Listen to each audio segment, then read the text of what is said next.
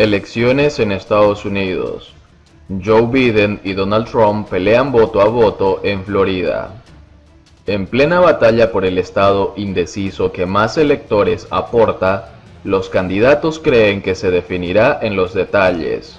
¿Quién registra más votantes para su partido? ¿Cuán motivados están los votantes de uno y otro lado? ¿Y qué pasará con los ex convictos? En gran medida las encuestas suelen equivocarse porque en el fondo no se trata de a quién dice la gente que apoya, sino quienes en realidad se acercan a las urnas de una u otra manera. Es por eso que en un país donde el voto no es obligatorio y donde para votar un ciudadano debe estar registrado, el proceso previo de convencer a la gente de que realice el trámite de registración es clave. Florida es considerado el gran campo de batalla de los comicios nacionales porque aporta un altísimo número de votos electorales, 29, el tercer número más alto en el país, y cada elección es una sorpresa. En las últimas 6 presidenciales, este estado votó por el candidato que finalmente terminó consiguiendo llegar a la Casa Blanca. Lo hizo con márgenes muy estrechos entre un candidato y el otro, alternando entre demócratas y republicanos sin un patrón fijo, es decir que aquí todo puede pasar. Votantes registrados. Tradicionalmente hubo más demócratas que republicanos registrados, pero eso estaría cambiando en 2020, a raíz de la pandemia. El Partido Demócrata Estatal, siguiendo una estrategia federal, no realizó actividades de campo.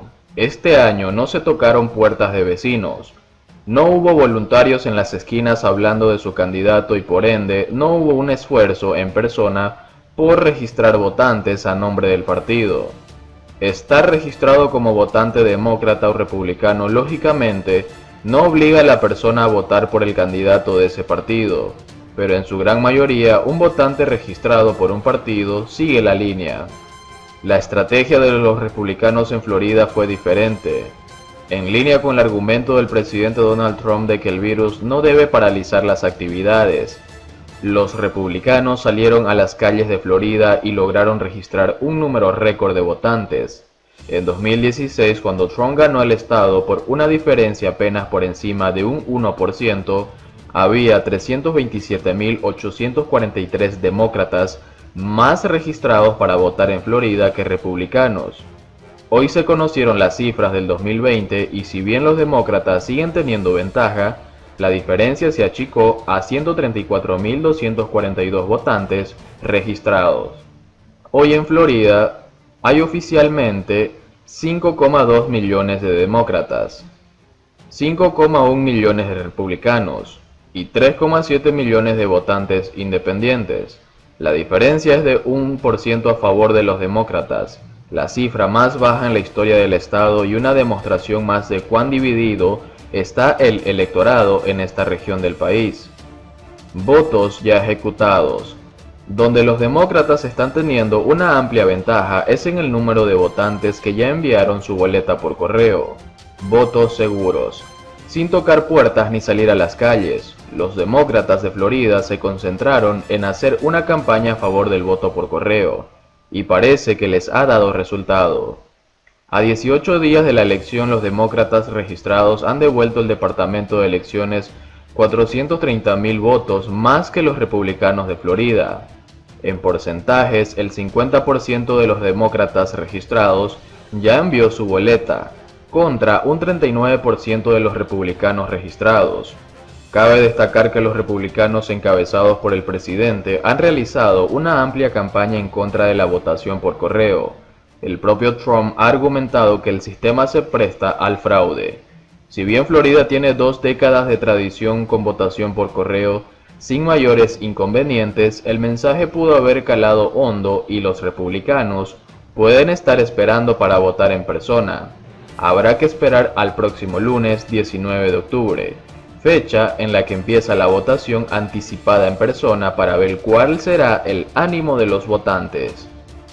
Cada voto cuenta. En una contienda que se espera sea particularmente reñida, se está apelando a todos los demográficos, y los ex convictos son un grupo en disputa. A través de una enmienda a la ley de Florida aprobada en 2018, se especifica que un convicto pierde el derecho al voto y lo recupera al cumplir su condena tras haber pagado todas sus deudas con el Estado. Allí está el punto más polémico. Se calcula que hay unas 775.000 personas en el Estado que cumplieron condenas, pero que aún deben dinero a las autoridades. Los demócratas, con una gran participación de Michael Bloomberg, han donado más de 20 millones de dólares, 16 de los cuales vinieron directamente del ex alcalde de Nueva York y algunos de sus amigos, para pagar esas deudas y devolverles el derecho al voto a esas personas. La situación atraviesa un gris burocrático y a última hora de ayer el Departamento de Elecciones Estatal envió un memo a las autoridades de cada condado para que no se acepten votos de ex convictos que aún tengan deudas. La duda está en qué pasará si algunos de esos ex convictos son parte de las 2 millones de personas que ya enviaron su boleta por correo. Estados Unidos tiene 8 millones de pobres más desde mayo por la pandemia. Estas cifras permiten estimar que el número de estadounidenses en situación de pobreza ha pasado de los 47 millones en mayo a los 55 millones en septiembre. Los planes de ayuda económica a las familias estadounidenses no han sido suficientes para evitar que 8 millones de personas hayan caído por debajo del umbral de pobreza en Estados Unidos. Desde mayo, especialmente entre las minorías negra e hispana, según un estudio de la Universidad de Columbia publicado este jueves. El porcentaje de personas en situación de pobreza que antes de la pandemia era del 15%, pasó al 14,3% en mayo, pero repuntó en septiembre al 16,7%, según los cálculos del Centro de Pobreza y Políticas Sociales de la Universidad Neoyorquina. Estas cifras permiten estimar que el número de estadounidenses en situación de pobreza ha pasado de los 47 millones en mayo a los 55 millones en septiembre. Los incrementos de los índices de pobreza han sido especialmente agudos para los negros y los hispanos, así como para los niños, explica el informe, que muestra cómo la rápida bajada de los niveles de pobreza en marzo, cuando comenzaron las ayudas por la pandemia, ha ido desapareciendo progresivamente. Los investigadores consideran que las medidas de estímulo económico para las familias, como el envío de cheques de ayuda y los suplementos en el subsidio de desempleo, mermaron parte del aumento de la pobreza en abril y mayo, pero no ha conseguido prevenir con éxito el aumento de la pobreza profunda definida con un ingreso mensual de menos de la mitad del umbral determinado para una situación de pobreza. En mayo, las ayudas al desempleo y los cheques aprobados por el Congreso salvaron a 18 millones de personas de caer en la pobreza, pero en septiembre ese número era de apenas 4 millones, debido a que esa inyección de dinero se había agotado. Los hispanos han sido los más afectados por la pandemia de la COVID-19 en Estados Unidos, con un índice de pobreza del 25% en septiembre, por encima del 23% antes de la pandemia. A principios de año, el 23% de los afroamericanos vivía por debajo del umbral de pobreza y ese porcentaje subió en septiembre al 25%. En el caso de los blancos, el aumento es menos acusado, con un índice que ha pasado del 11% al 12%. Un estudio similar de la Universidad de Notre Dame, pero que utiliza un modelo de estimación diferente, considera que el número de personas en situación de pobreza en Estados Unidos ha crecido en 6 millones a los últimos 3 meses.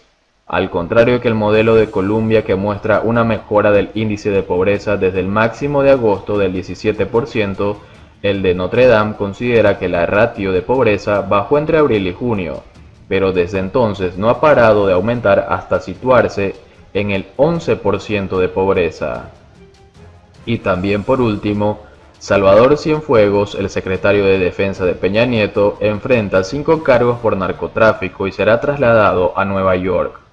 El ex secretario de Defensa Nacional fue arrestado este jueves en Los Ángeles, a petición de la DEA.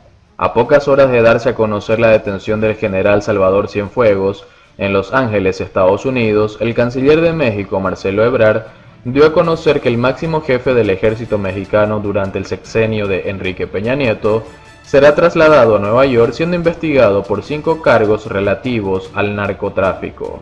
Cienfuegos Cepeda fue capturado por petición de la Agencia para el Control de Drogas estadounidense DEA a su llegada al aeropuerto en Los Ángeles, donde aterrizó junto con su familia, quien ya fue liberada. La caída de este ícaro de altos vuelos habría ocurrido a través de la Operación Padrino.